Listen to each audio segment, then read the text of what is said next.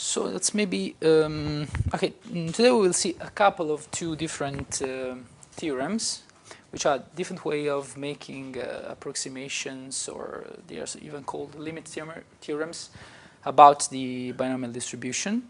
These are very important results, not the most general ones, but these are very important since the one that I think we will prove. And maybe I think that in the next lectures they will be generalized to more general theorems, but please pay attention because I think that they are very important results. So maybe we can start with a very quick recap about the binomial distribution, just to be sure that we're on the same page.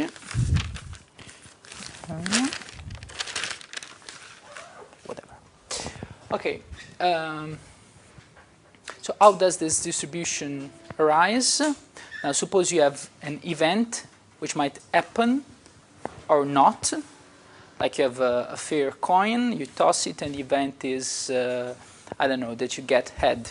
Okay, this event may occur with some probability. In this case, the probability is 1/2, is the coin is fair. And the probability that the event does not happen, so you usually have P, which in this particular case is 1/2. And the probability that the event does not happen is 1 minus P, which we'll call Q, and it's also 1/2 in this case, right? Okay, so you associate this random variable, for example, x, and this random variable will be 1 if the event happens, of course, and 0 otherwise. So you can rephrase the thing saying that the probability that x is equal to 1 is P, okay, which is 1/2 in this particular case, and then the probability that x is equal to 0 is Q, which is again 1/2 in this case, right? We can easily generalize, for example, think at rolling a dice, and then the event is getting, I don't know, the phase 2, and then P will be 1/6, and the probability that the event doesn't occur is the complementary, so 1 minus 1/6, which is 5/6. Okay? Okay, now suppose to repeat this experiment, like rolling a dice or tossing a coin, many times, say n times, and you associate different random variables to each repetition of the experiment, so x1 for the first repetition, and then you have x2, and then you have xn. Okay? So this is the probability that this is 1, again, is P, and that this is 0 is Q, and this is true for all these random variables, right? Okay, so now the question is, which is the probability that the sum of these variables is equal to k, a certain number. So this is exactly the probability of having k successes out of n different trials, right? Because it just can be 1 or 0. So if this is 1, it means you're having a success, then you sum it, you have k successes at the end, right? So the question is, any question? Okay, no. So you can call this variable Sn, because you're making n different trials. And the question is, which is the probability that Sn will be equal to k, right? No, k. Exactly k. These variables can be 1 or 0. You sum them. So k is an integer number, goes from 0 to n. You can have 0 successes up to n successes, okay? And so the answer is the binomial distribution. This is n over k, p to the k, q to the n minus k. Okay? this is the binomial distribution, and I don't know how you have called it. This is binomial distributions with parameter n, p, evaluated in k. Okay, so this is a discrete probability distribution. You can try to picture it like the variable is k. Then you need to fix n and p. So okay, you have just only integer values, 0, 1, up to n. Okay, and then you will have some shape, something which is bell-shaped, just to give you a flavor. Like you may try to connect this dot with just the contour, but the distribution is a discrete distribution, so it has only values on integer numbers. K can be 0, 1, 2, 3, up to n. Right? Okay. So now, if you want to know which is the probability of having k successes out of n trials, so for example, having k times head when you toss the coin n times, this is the answer. You just go here and replace the numbers. So for the coin, p is 1/2, q is again 1/2, n is maybe 10 times. And then you want to know which is the probability of having 5 successes. K is 5. Put the numbers inside and you get the probability. Okay?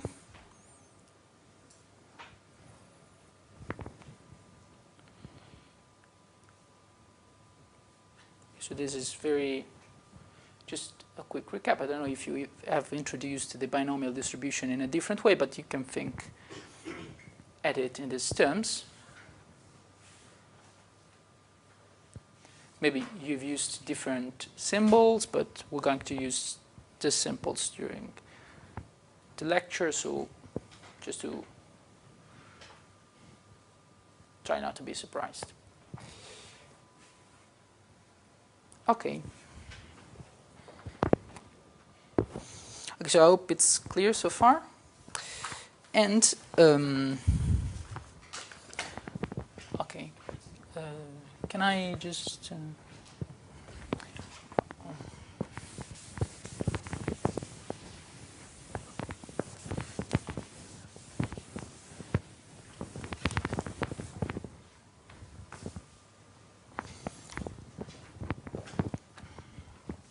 Okay, so the first theorem we're going to see, it's called the Moivre Laplace theorem, or sometimes I think it's called the Local Theorem. And so let me start again.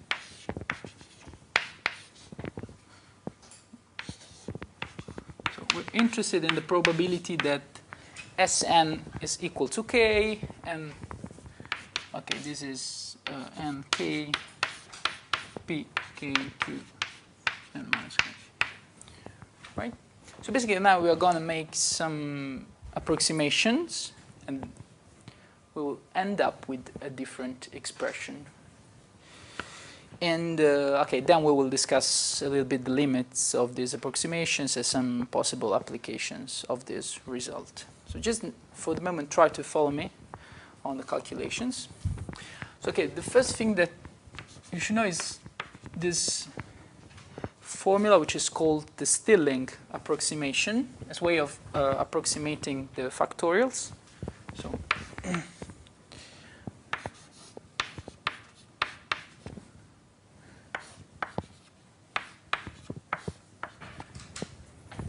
okay, this is true when n goes to infinity.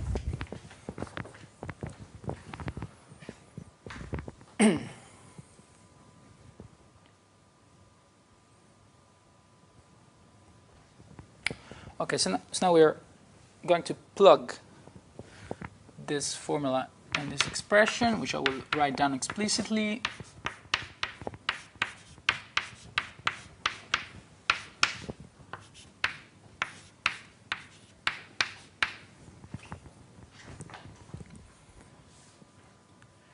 Okay, so just we'll use it for n factorial, k factorial, and n minus k factorial. So we will get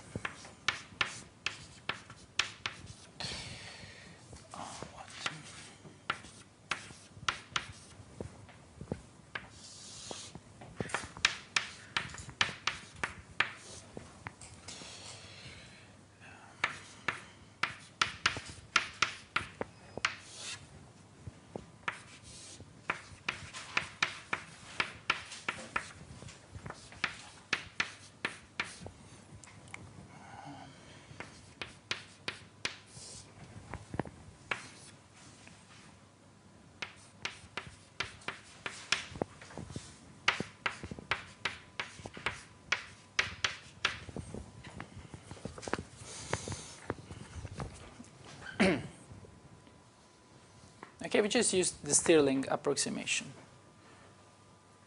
which is true as far as n is a large number. Okay, this is already telling you that these results will hold for n large enough.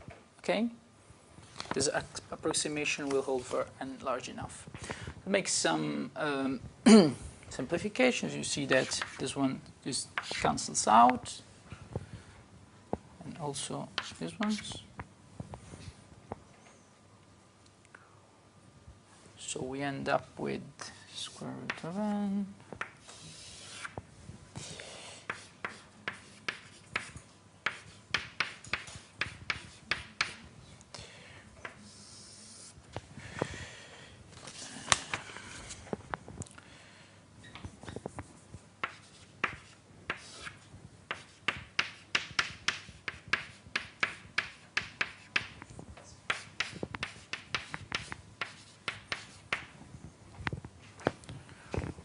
I'm trying to go very slow. If you think that some passages are obvious, just tell me and I will be quicker. Okay. The term is the derivation. It's a bit long, but it's pretty straightforward. It's mostly algebra, so okay.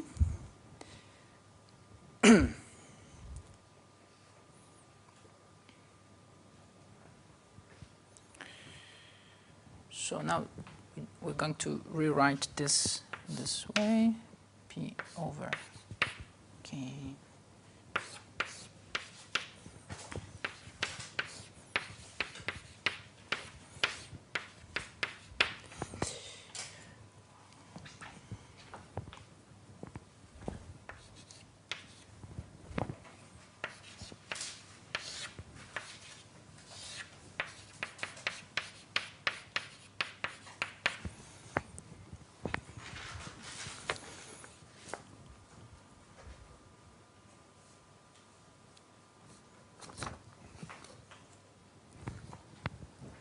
I'm just,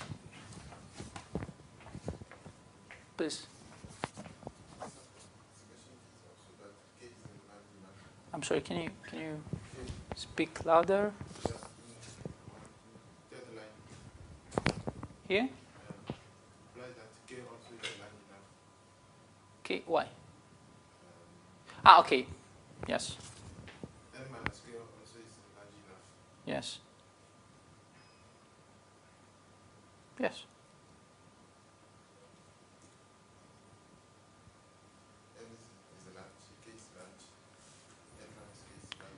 Yes. Okay. I think it will become clear in a moment when we'll discuss better the limits of this approximation. Okay. So, yes. Okay. For the moment, just be patient and okay, just accept it, and we will discuss the limits of the approximation in a moment. Okay, so I'm going to rewrite it.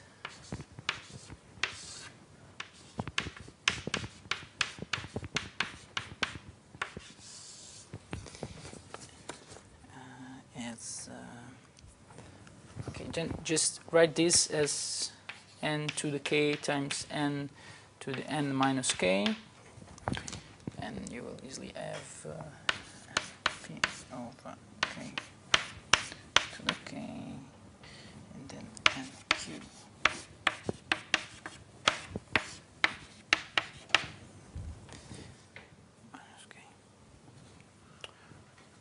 Okay.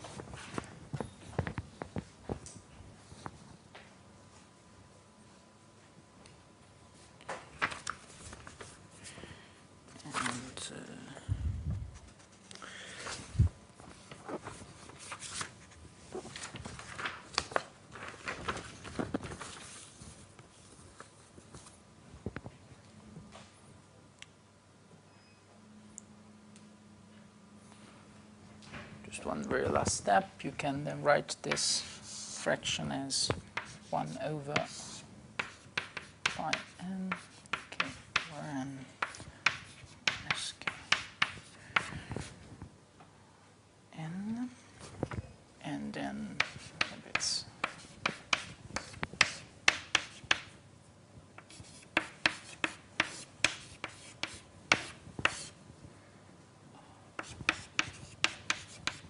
okay. I also want to point out that this is not the most rigorous derivation that you will find of this theorem. If you're interested in a more rigorous one, then I will give you references, but just to give you a flavor of the proof, just to convince you that this result may hold. But okay, I admit that maybe rough edges in this proof, we will see it in a moment, but it's just to give a very intuitive proof of what this theorem is. Okay? There are, of course, more rigorous ways of proving it.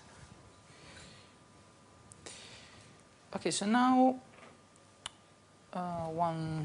couple of more passages, I think.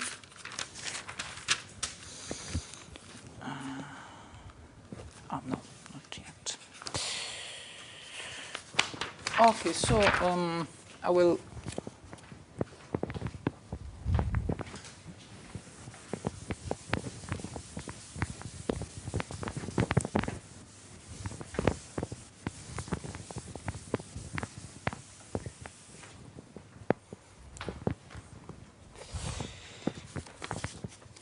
Okay, so now let me introduce this variable, it's x.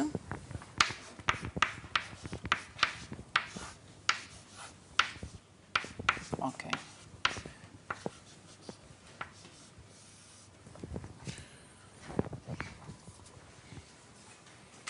Okay, sometimes later I will call this xk because it does depend on k. Okay, but just for simplicity during the proof of the theorem, I will just call it x. Okay, so it's the same thing. So now you can derive k, which is mp x mp q, and you can also derive n minus k, which is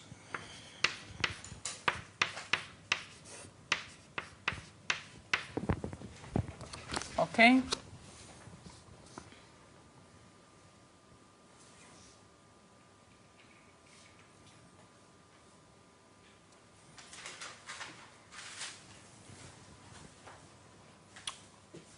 Oh, now one important thing that I want to remark is that now note that the probability that Sn is equal to k, okay, is exactly equal to the probability that Sn minus mp divided by mpq is equal to xk. Okay? Is this clear? No, because we're asking the probability that Sn is equal to k, so just look at this formula. The probability must be the same, right?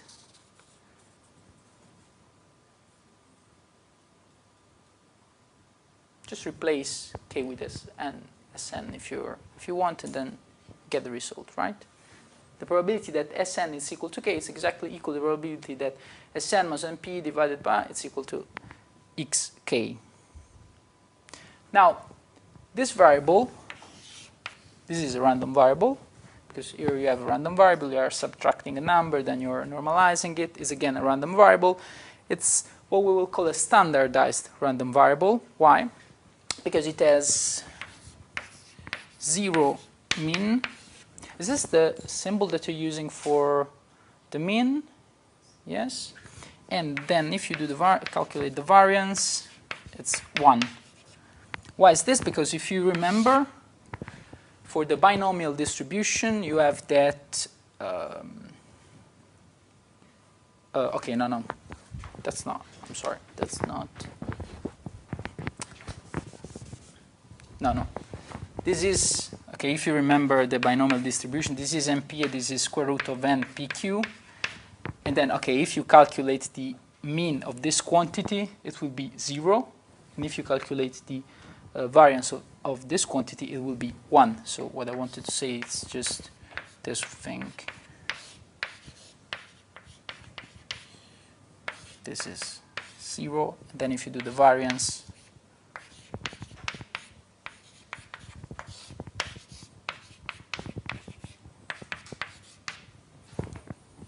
okay, is this clear? Because you see, you have a random variable, which is this mean, then you're subtracting the mean, you get 0. Okay, divide by this quantity again, you get 0.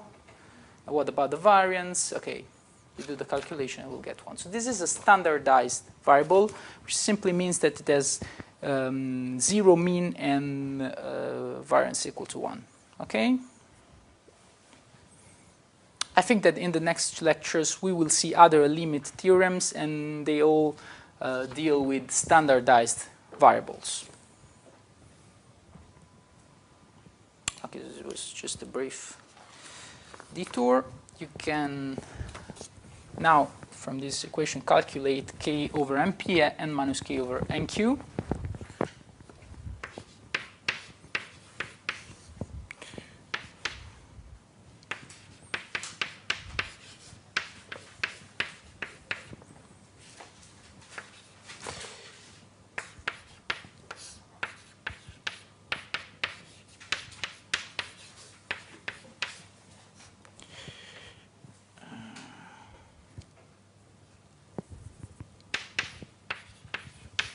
Okay. So just re-expressing that, rephrasing that expression in terms of this new variable which we have introduced, x. Okay.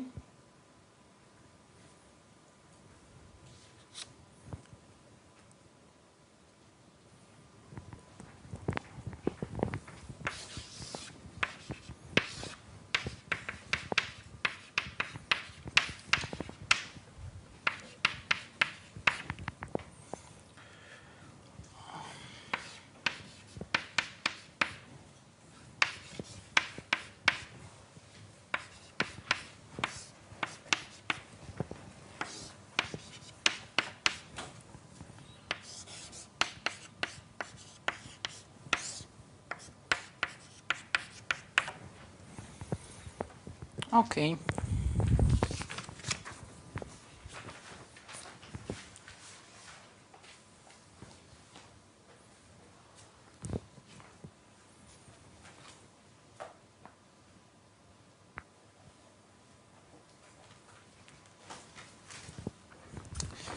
And can I delete this part? No? Not yet. Am I going too fast? No? It's okay? Too slow? No.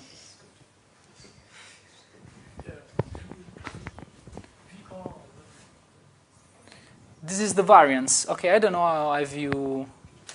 It's just the variance of a random variable. It's just okay.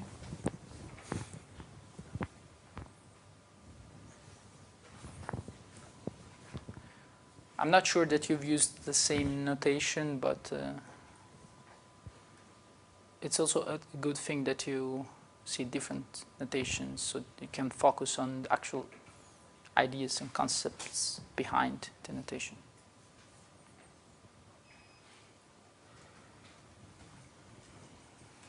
Okay.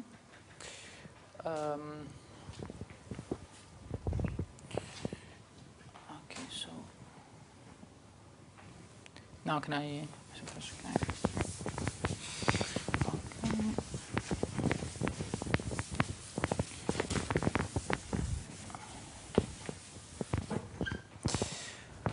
Okay, one least manipulation. Let me rewrite that expression this way.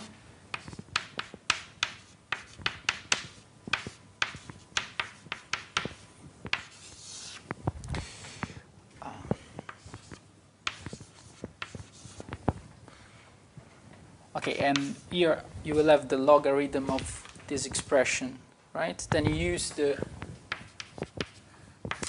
properties of logarithm and you get E2 minus k logarithm of what? Plus x. Okay. You have minus and minus k logarithm.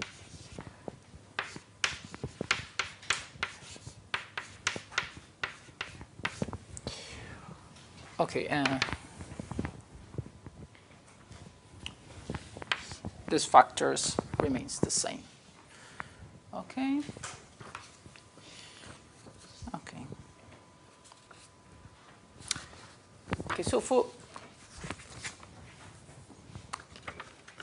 up to now, I think it's pretty straightforward in the sense that there are just algebraic manipulations.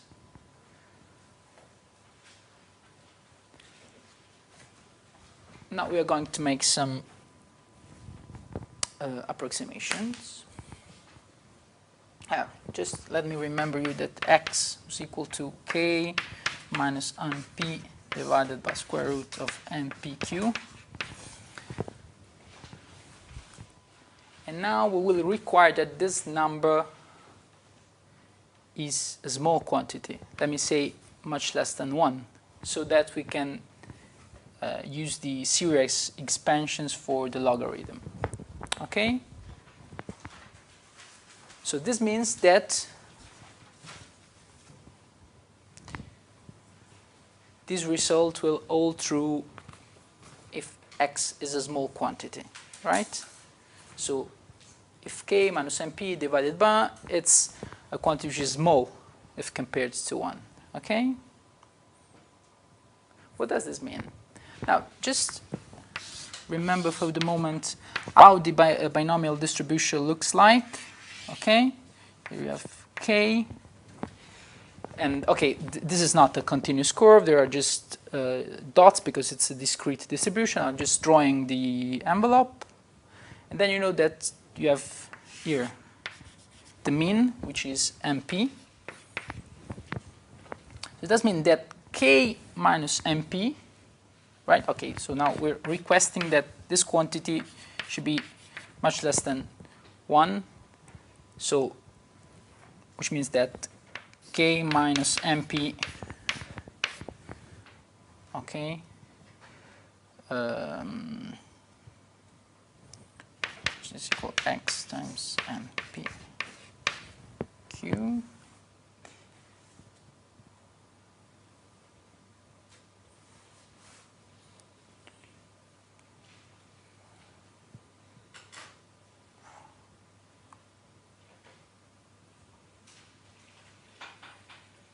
It means that this quantity can be larger than, I mean, the typical distance can be larger than, let me say, square root of npq, right?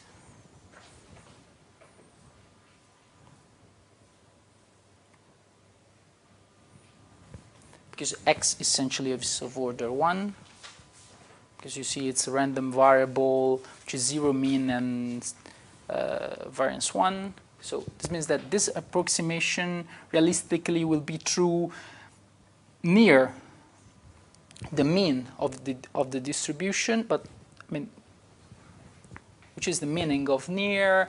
Okay, essentially, it cannot be true out of this interval, an interval which is large, basically the standard deviation, if you will, okay, the square root of variance of the binomial distribution. Okay, this is just for giving you an idea, a very rough idea, because this is not completely rigorous, as I told you, of how good this approximation can be. Okay.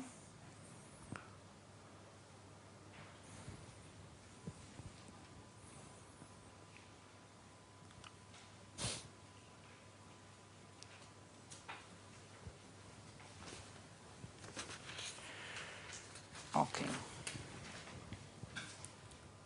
Okay, so the message is just that we will replace, we will consider x as a small quantity, and we will use the expansions for the logarithm of this expression. I just want to remind you that the logarithm of 1 plus y, we can expand it and get y minus.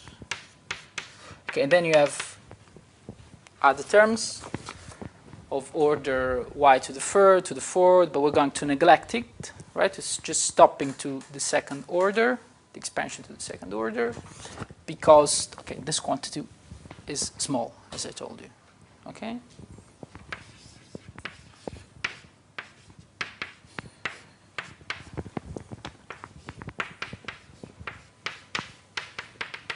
Then you have other terms. Oh no, I'm sorry, it's not. Okay.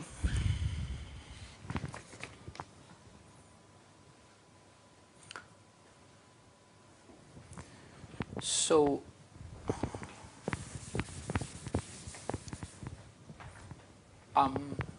okay, I think that this is pretty clear. Yeah.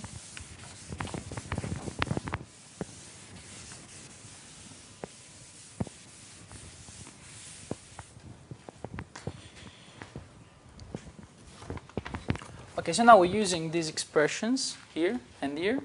So the logarithm of 1 plus x q and p is, okay, if you develop, is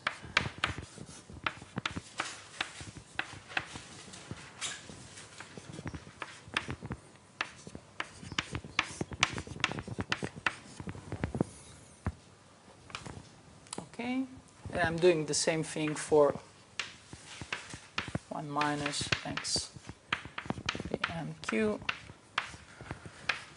You will get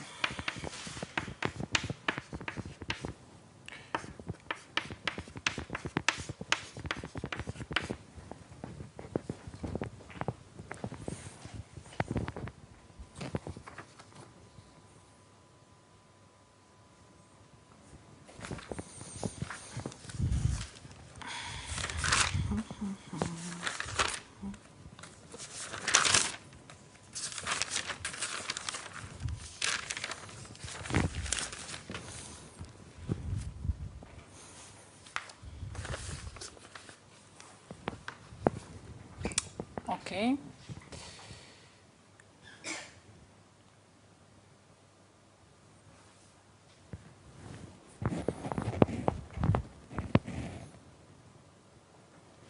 Now, one more thing, remember,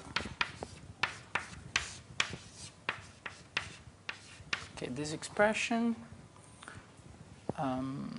if you, okay, this means that k is equal to np plus x times npq, and k divided by n is essentially p plus x square root of pq divided by the square root of n. Okay? So if you do the limit of large n, right? Remember that x essentially is a quantity of order 1 because it is 0 mean and the variance is 1. So it's not growing with n. Okay? So now if you do the large n limit, what you get is just p. Okay?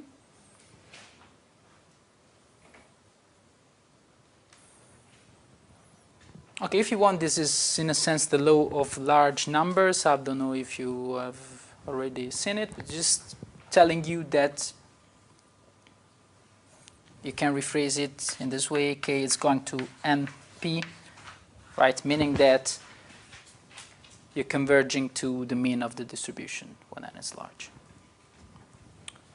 Okay, so if you do, it's like, okay, you toss the coin a large number of times. How many successes, so how many heads do you expect to get at the end? The number of trials divided by 2. So exactly the number of trials and divided by 2 probability is 1 of. This is the number of successes, right? Just telling you that at the end you will converge to the mean of the distribution, okay? But you can see it very, straightforwardly from this formula. So we're also going to replace k over n with p, because in the limit this holds true. Okay, so basically these ones are the approximations. I just expanded the logarithm because we're saying that, okay, x, the approximation will be true when x is small, and for large n, k over n is equal to p. So now it's just a matter of doing some more algebraic passages. Can I cancel? Okay.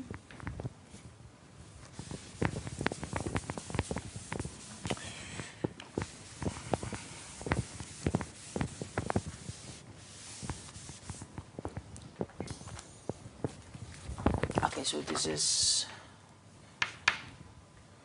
1 over 2 pi n p, and then you have 1 minus p, which is equal to q.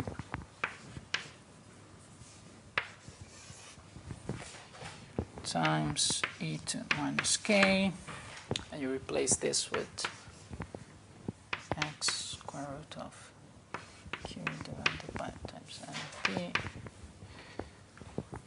minus x square q to np. There, n minus k minus x and q.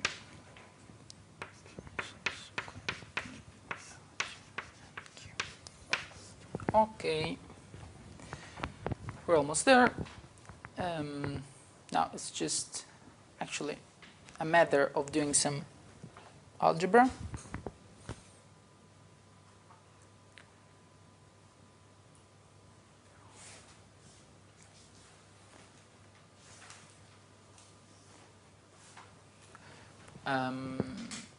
Before that, you will want to replace k and n minus k with their expression in terms of x. Just going to, okay, maybe I've written it already 10 times, but it's worth remembering. npq and n minus k, it's nq minus. So now you're going to replace k and n minus k with that thing. So it's 2. I'm just writing down the argument of the exponential, okay? Here, just this part. Which is minus np times x npq. We have x, q, np minus x squared np minus what? nq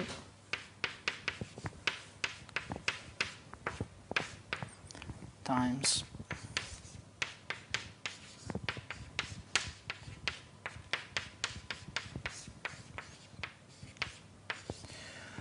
okay. So now if you actually make all the products and then simplify the terms.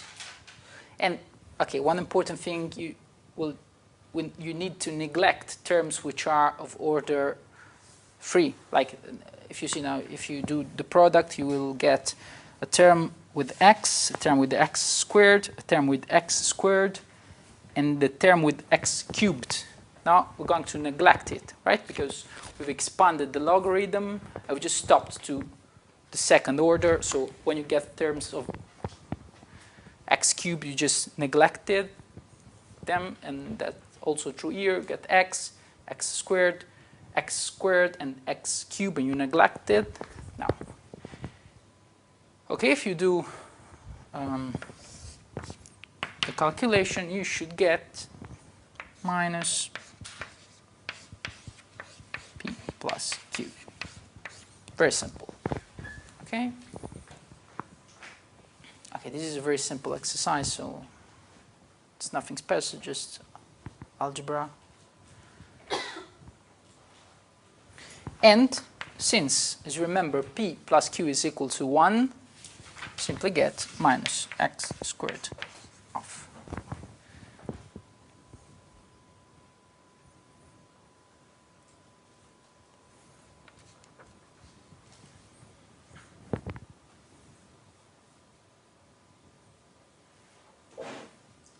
Okay, is it clear? It's just a matter of doing very simple. Yes. So this part here includes also the No, it's just the argument of the exponential, right? It's just this part. Okay. Just avoid it to write it down. Okay, but then you have this factor e to this argument. I'm going to rewrite now. Just need to work out some basic algebra and you'll get this result. So at the end, you get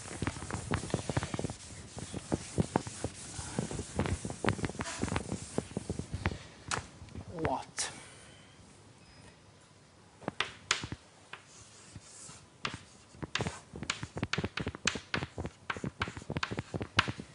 Times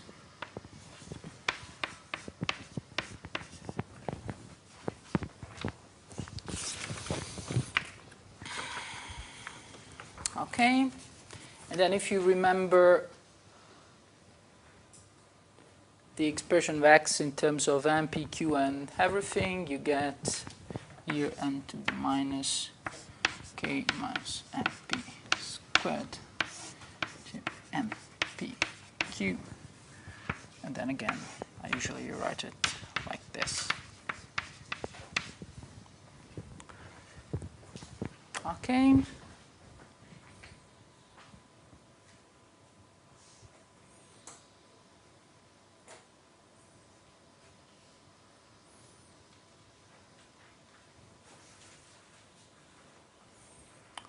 Okay, so we're done with the first theorem. I just want to remember the other side of the equality, which is still this one. So the probability that Sn is equal to k is approximately equal to this expression. What this hold true? I told you can think at k minus mp, say mpq, okay? Maybe much less, maybe, okay, I've not been very rigorous about this, about the limits, but just to give you flavor. It's just, this is called the local theorem because you're approximating the probability of getting Sn exactly equal to k, okay, with that number. You know k, you know n, you know p, you know q, plug in the numbers, okay, and get a value. Okay. And this is the local theorem. I'm going to make some more comments about it and see if I can very loosely convince you that you can write this theorem in some other way.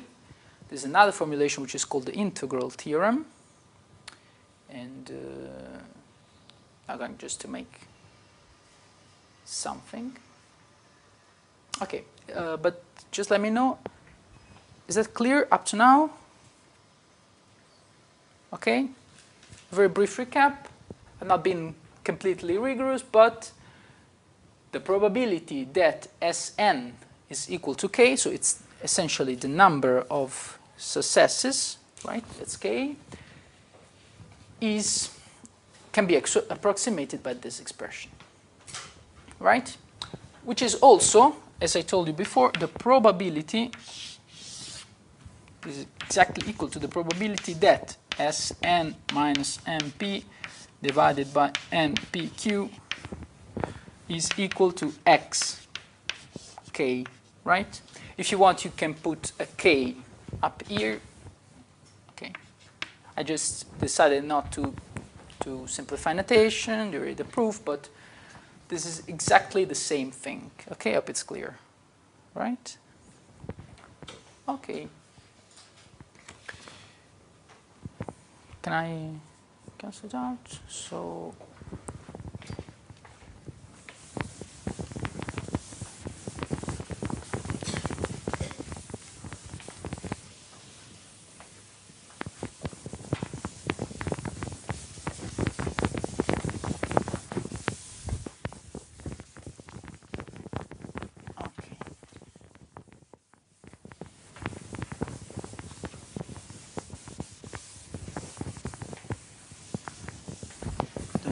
anymore. So now, just to be sure we do not forget this,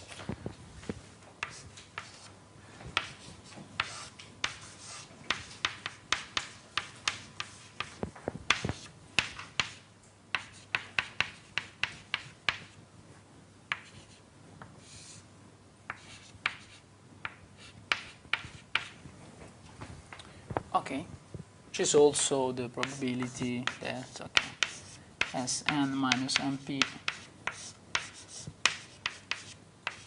equal to xk. Okay, and usually you write it down like this.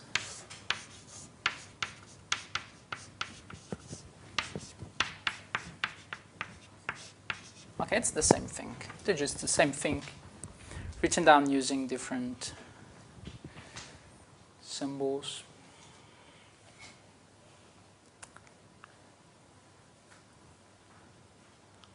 Okay, so I told you before that xk is equal to k minus mp divided by mpq, right?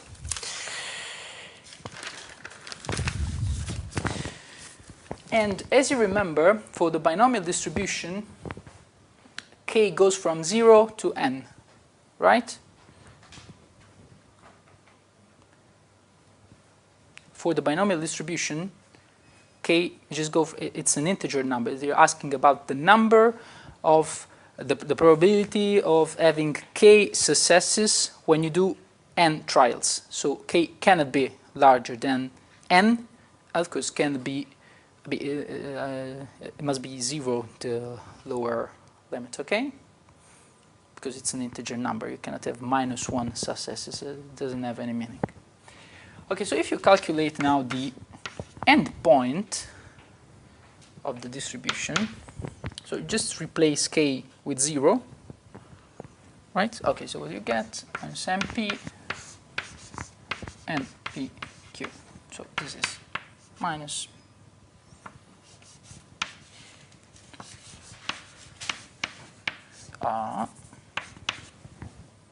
okay.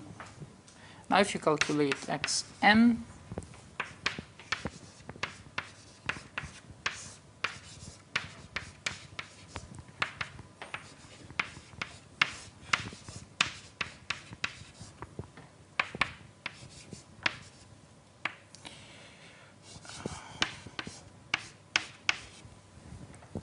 okay, this is very simple. This is just the end point of the distribution. So this is the x, which corresponds to k equal to 0. This is the x, which corresponds to k equal to n. Okay, and then you see that if n is large, This one goes to minus infinity, and this goes to plus infinity. Right? So for x, you have that the end point approach plus infinity and minus infinity. And then if you calculate x k plus 1 minus xk, which is simply the distance between two consecutive xk, okay, we'll call it this delta x. What do you get? Okay, I think this is very simple. You can check. It's MPQ. Right? Just plug in k plus 1 and then k and then subtract them, and you get this result. Is this clear? Okay. So as you see, this does not depend on k. And when n approaches infinity, this goes to 0. Meaning that this xk become increasingly close. Right? So it's like you're doing a continuum limit. When the n goes to infinity, the x go from minus infinity to plus infinity, and they're essentially continuum. Right? So you're continuously covering the real axis. Okay?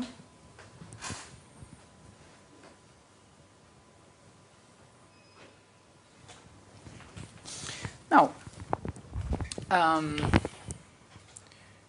if you use this result, you can now rewrite this expression in a very simple way, like delta x times 1 over 2 pi minus xk squared of just isolated 1 over square root of MPQ, used this expression. And now you should recognize the Gaussian distribution, I think, with 0 mean and variance equal to 1, right? It's just the probability density function of the Gaussian with 0 mean and variance equal to 1 is exactly this one. Am I right? Have you seen the Gaussian distribution, right? Okay. So if you put mu, I don't know if you call the parameters equal to 0 and then sigma equal to 1, you get exactly this one. So this is that this probability is proportional to the probability density function, proportional by this term, to the probability density function of a Gaussian distribution. So what does this mean? Now, let's try to. Now I'm picturing x. This is 0. So this is,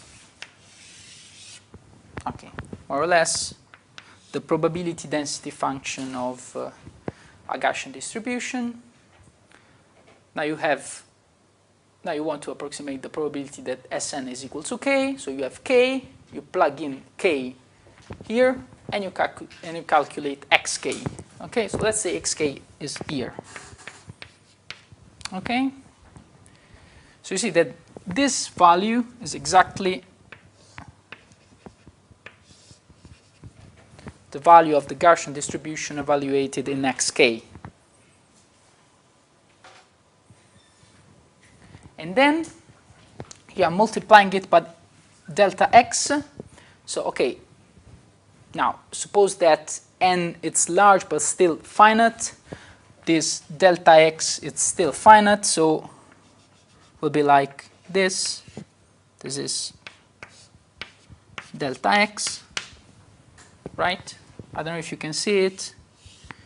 So when you do delta x times this value, essentially you're evaluating this area, right? The area of this little. Okay.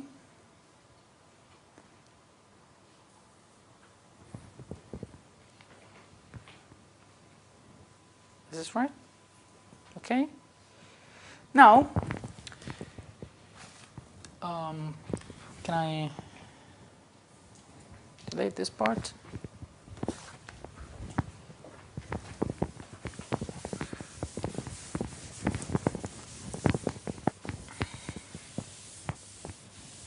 Now let's move to the second, to this integral theorem. Now we're asking a slightly different question. So we're not asking the probability that Sn is equal to k, or equivalently Sn minus Np divided by blah blah blah is equal to xk, but the probability that this quantity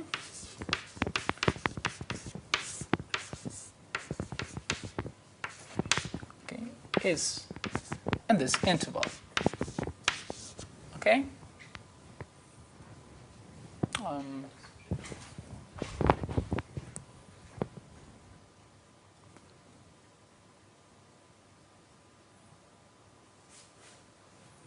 Now, note that in the large n limit, you can choose a, b, two real numbers. The all important thing is that, of course, right, a is smaller than b, but you can choose whatever numbers you want, because, as we saw, the large n limit means that x goes from minus infinity to plus infinity in a continuous way, right? So a and b can be simply now real numbers. They do not need to be integer or close to integers, just real numbers.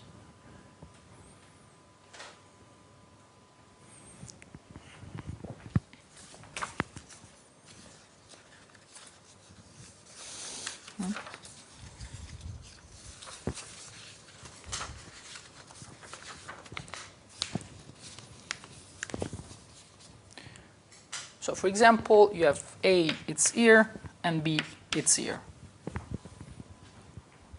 Okay?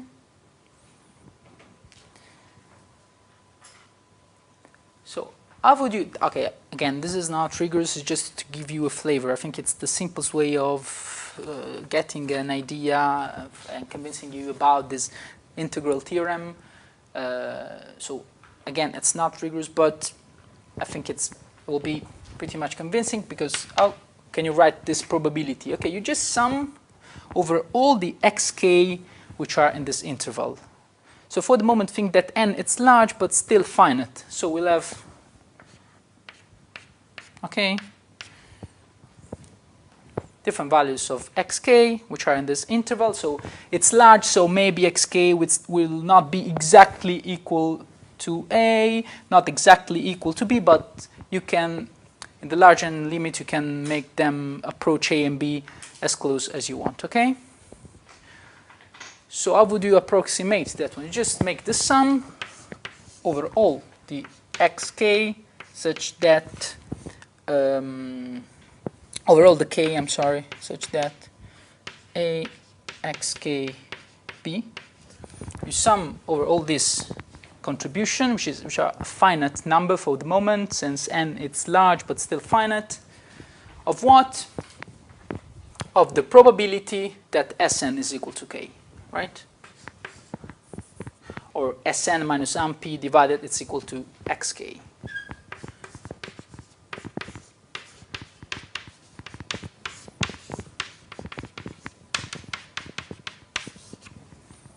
Okay?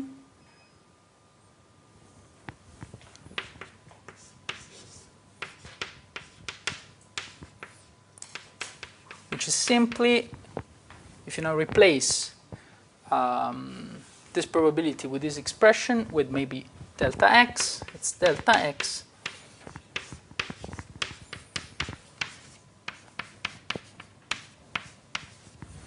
okay. I've just used this one. Okay. Essentially, what does this mean? Just look at it. You're going, I don't know, let's start from here. Okay, maybe a, it's a little bit. This is the first xk over which you're summing. Then you're evaluating the number, doing times xk, and then you go to the next one, and then to the next one, to the next one, to the next one, next one, next one, next one, right? So you're calculating this area. this formula is the formula for this area with n finite, right? So just summing over all these different rectangles, because it's the value of the normal distribution in this point times delta x, right, plus the value of xk in this point of the normal evaluating in this xk multiplied by delta x plus, and okay, and then you go on. Right? Is this point clear? It's maybe subtle, but it's clear that it's just the formula of this area for finite n. Now, if you make n, if you let n approach to infinity, this approximation will be better, and at the end, you will get exactly the area of the Gaussian core, I mean, starting from A to B. In fact, this is exactly the definition of the integral, of the Riemann integral, right? Just calculating the area of these rectangles, sum them up, and then if you let n go to infinity, you get exactly the definition of the Riemann integral. So this is the integral from A to B of the x of 8 minus x squared of 2 pi. Okay. Of course, when n approaches to infinity. Again, this is not rigorous, but I think it's very intuitive. The local theorem is just telling you that you can locally approximate this value with the area of a rectangle, okay, for finite n. Then the integral theorem is simply telling you, okay, now you're interested not at the probability just in a point, but over one interval. What you do, just sum the areas of these rectangles and then let n go to infinity, and basically you get the integral, right?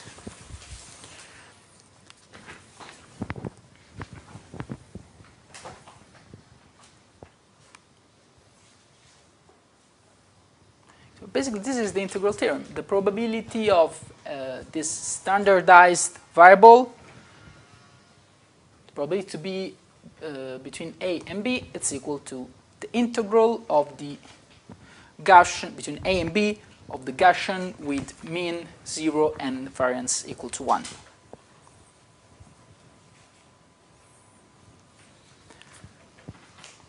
Okay.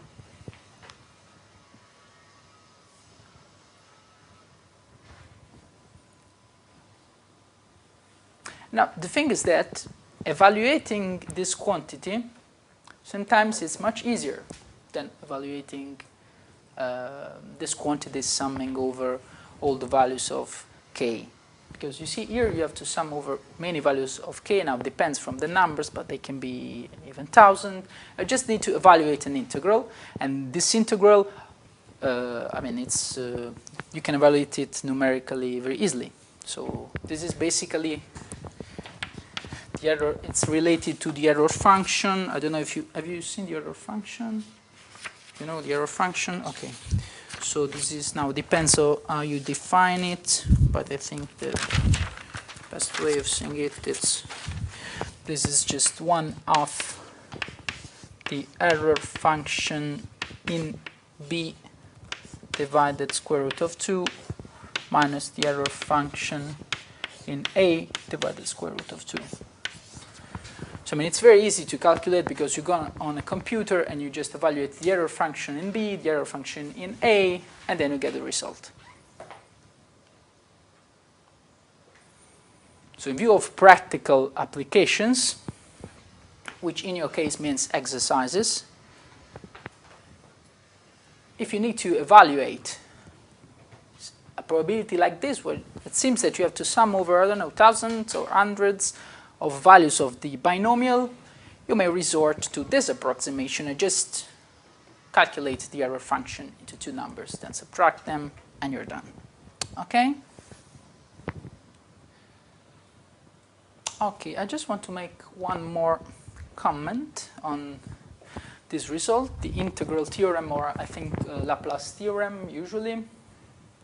Oh, can I cancel this? Okay.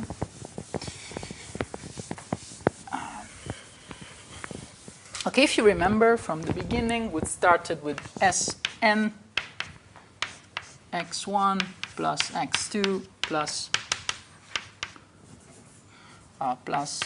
xn. Right? And basically we add that x1 can be 0, can be 1, the probability that x1 is 1 is equal to p, but it's just old for, I don't know, let me say I. Okay, this is true for all I, where I goes from 1 to n small n.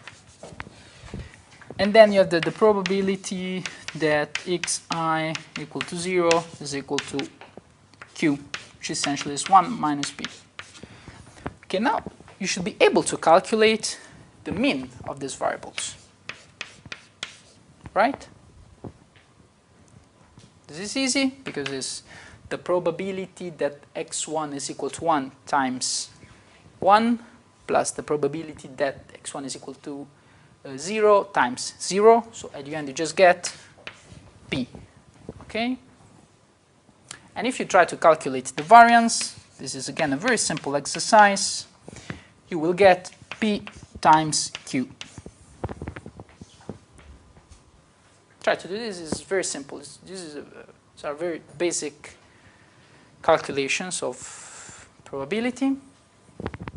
So if we rewrite that expression, see, we get that the probability that, okay, here we have a Sn minus n times p. I'm writing p as,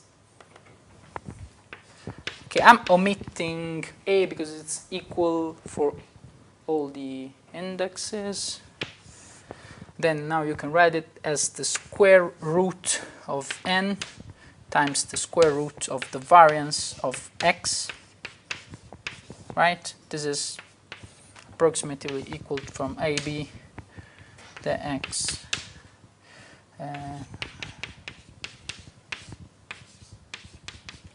Okay.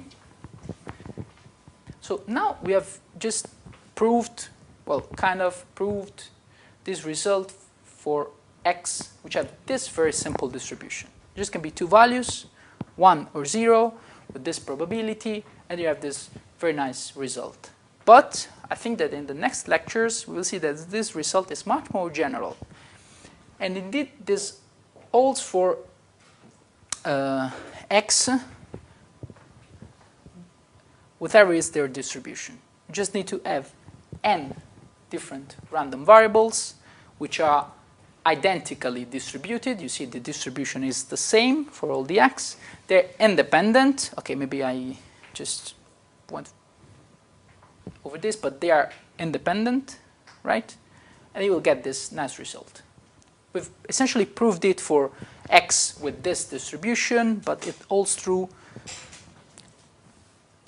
if you have n identically distributed and independent variable, but no matter which the distribution is. This is called the central limit theorem, and is one of the most important theorems, and maybe the most one in probability. I think that you will see it in the next lectures, but just to give you a flavor that in some sense today we have proved it in a very specialized case for x with this distribution, but this is true in the most general case. Okay?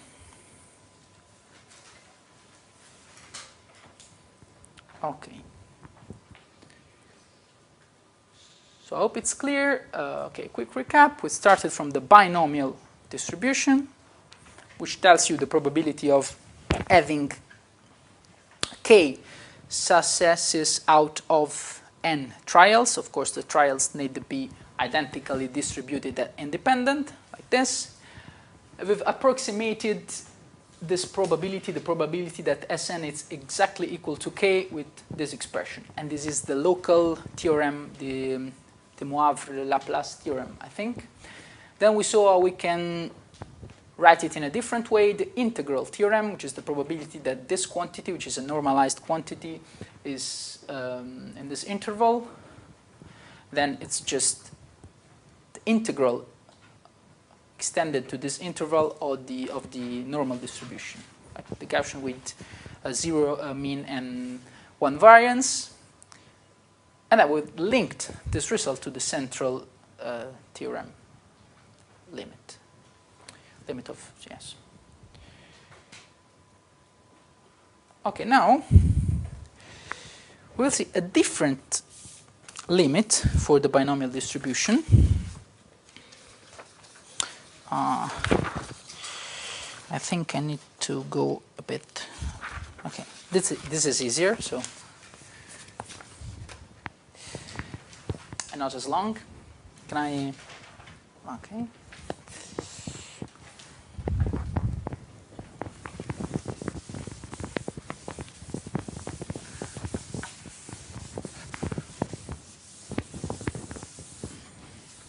Unfortunately, I think we will have no time to make examples today, but we will do some examples in the tutorial, and not in the next one, maybe in the other one, because Antonio told me that I need to just do the exercises of your test and then some basic exercises on probability. So this will be for tomorrow. I also send you an email. Have you received it? Okay, try to make that exercises. Maybe they're very easy, maybe they're not, just to get an idea of your understanding of probability, and we can try to do them tomorrow, okay, in the tutorial of tomorrow.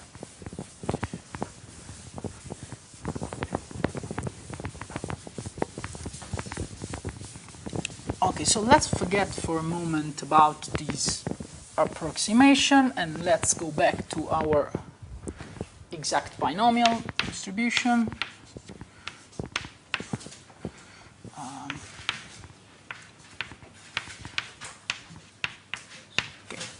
Okay. Okay.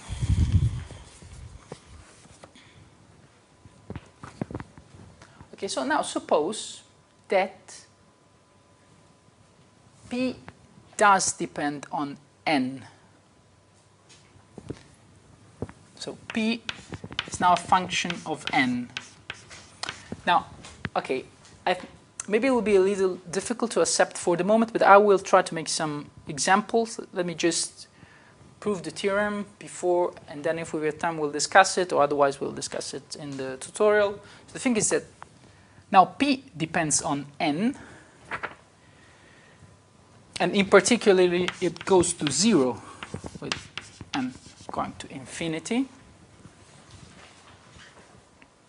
I know this may seem a little bit counterintuitive because you're saying, okay, but I'm doing more and more trials and the probability goes to 0. How can this be? But just with the patience. But the important thing is that Pn times n, this quantity stays finite. So the limit, this is finite, like lambda.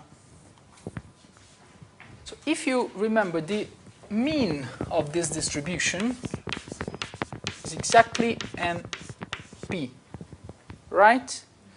So this means that the mean stays finite. Okay? So if p does not depend on n, you expect the mean to increase linearly with n. It's n times p. P is a number, and then it's increasing linearly with p. And this is the previous case. Now it's a bit different. P depends on n, so that n times p stay finite. So the mean stays finite. Okay? Again, be patient. We will discuss that later.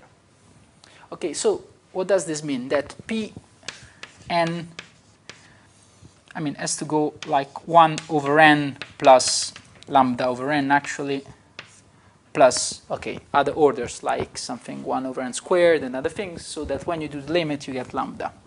Okay? So this is the case we're discussing. P, it's going like lambda over n. This limit is finite, but P, when n approaches infinity, goes to 0. In this way. Okay.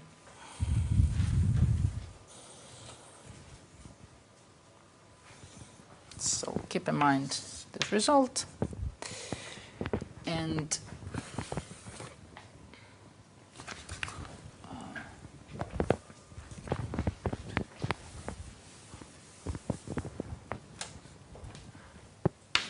again, this is, let me write down it explicitly.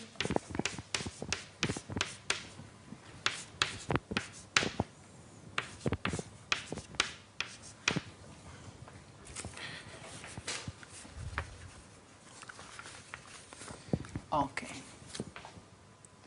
So let me focus on this factorial. This is n times n minus 1. Then at some point you have n minus k minus 1, right? Then n minus k, then n minus k plus 1, and so on, up to 1. Okay? And here you have k factorial, then you have n minus k, n minus k plus 1, and so on up to 1. Then you have p, k, q, minus 1. Right? So you see that this just simplify this part, and you end up with n minus 1 times n minus k minus 1 divided by k factorial.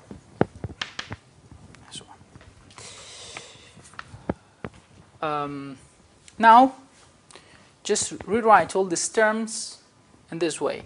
N, then you put this n out, you have 1 minus 1 over n, right?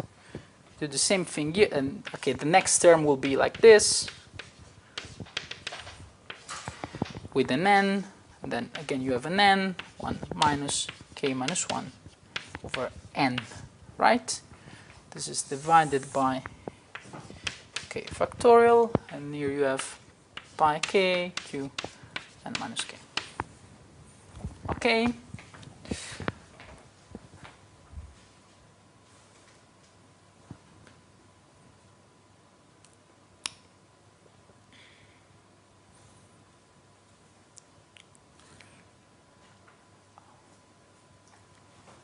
Okay, so at the end, let me just write down here so you can remember this. This is approximately equal to lambda over n. Okay, this is all true in the large n limit.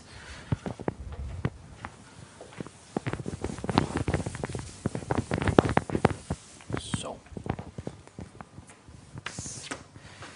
okay, at the end you can count this n, 1, 2, k minus 1. So you have k minus 1 n plus this one, you have k n. So n to the power of k times 1 minus 1 over n, 1 minus 2 over n,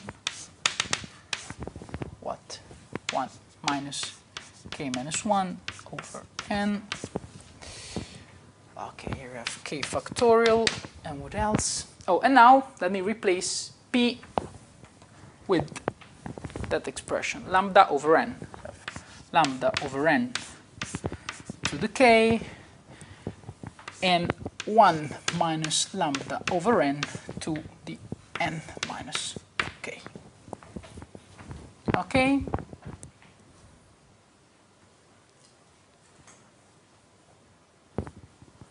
Is it clear? So now I'll just rearrange the terms a little bit. 1 minus 1 over n, blah, blah, blah.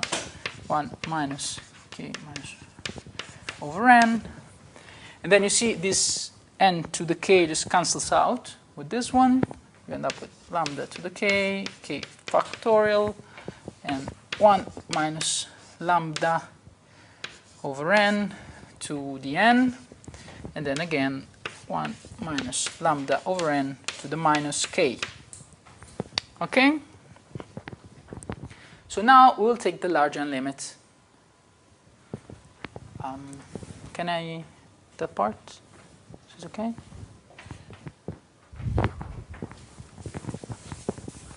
we're almost done. Okay, let me see what happens. Now we make the large n limit. Okay, what's happening? Oh, you see that all these factors are going to 1 because this one is going to 0, so you have 1. This is true even here because k, it's fixed even when n goes to infinity, so this will be 1. And even here, you see, this will be again 1 to the minus k, which is 1. So these are 1. Then you have this one, lambda k to the minus k, to the k factor, and then you have this thing. But if you can just recall, let me a very well-known result. If you do the limit of n to the infinity of 1 minus lambda n over n, this is equal to e to the minus lambda. This is calculus. I don't know. It's the limit of this succession of numbers. Maybe if you place lambda equal to 1, you see that you exactly recall the Nepero number. So I don't know if you know this result, but you can find it, I think, on all basic calculus books. So it's just the limit of this succession. If you do the limit, you get e to the minus lambda. Maybe you know the definition of E, Nepero number. If you put lambda equal to 1, you exactly recall it. But this is a more general result, which is this one. Okay? So you end up with this very, very simple, very neat result.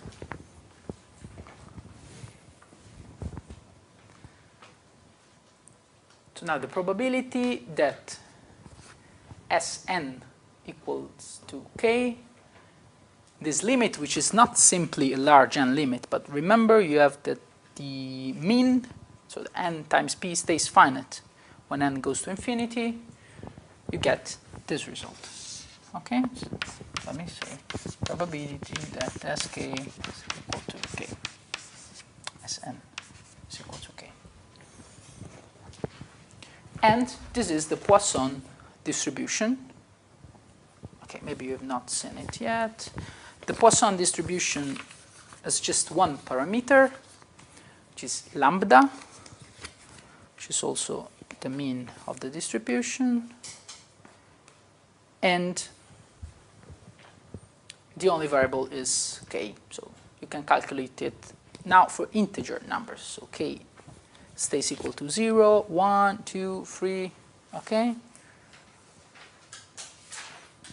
The Poisson distribution actually is defined for k positive, so it's not bounded by n. So again, this is a limit of the approximation because you know that the binomial distribution, it's only defined up to n, so you do not expect to work for very large values of k, especially for k larger than n, okay? But still, this is a very interesting, very simple approximation. And okay, I don't know if I have time to give you an idea of what this limit means, but it's like just make you a very simple example. Now, suppose that you know that at I don't know, phone switchboard will arrive 10 phone calls per day. Okay, so then you have 1 day, and you know that, okay, on average you will have 10 phone calls per day.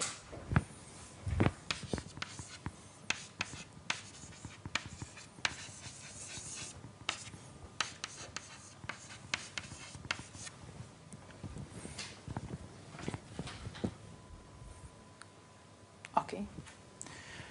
Now you can just divide this interval, which is 1 day, in 2 parts, and okay, you know that you will get maybe on average 5 phone calls in half day and 2.5, okay, and you just continue this procedure, right?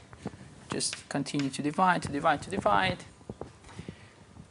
right? So at the end, you have that. If you think at the probability of having one phone call at one small interval, which is p over n.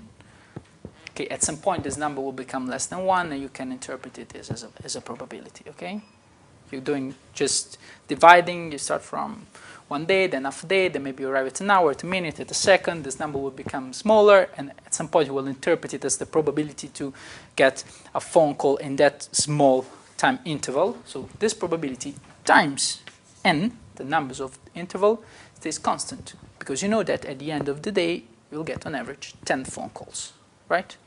So now if I ask you, okay, which is the probability of having k phone call at the end of the day, you can just use the Poisson. You just evaluate lambda, which is 10 phone calls per day, and just you put k inside and you get the result. So this is a kind of example when the mean is fixed, right? But then as you increase the number of intervals, and the probability is just dropping down, okay? It's approaching 0. But at the end, the mean is constant. Okay? I just made you this very quick example. Maybe we'll get back to this and see in details how this approximation works. We'll try to do this with binomials, and then with Poisson, and I will try to convince you, I mean, in a better way than this is true, as well, just to give you a flavor, I mean, what this limit really means. The number of phone calls at the end of the day, it's not increasing linearly, it's constant, because you know that it's constant in some way. Okay?